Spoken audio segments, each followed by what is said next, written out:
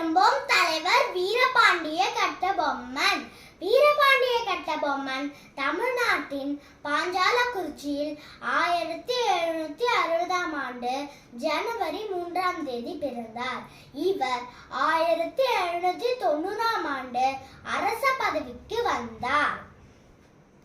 வீரபாண்டிய கட்டபொம்மன் 6 சகாப்தங்களுக்கு முன்பே ஆங்கிலேயரை எதிர்த்து போராடினார்.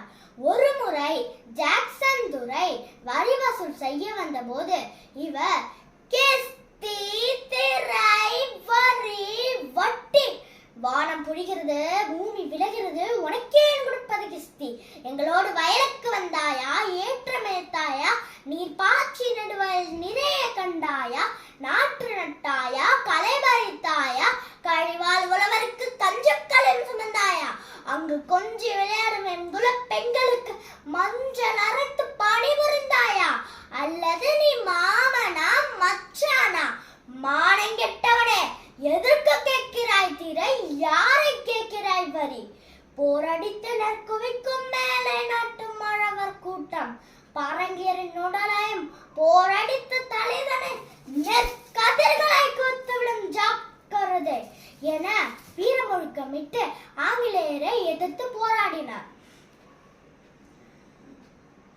1799ஆம் ஆண்டு கயத்தாறு என்ற இடத்தில் ஆங்கிலேயரால் தூக்கிலிடப்பட்டார். தூக்கு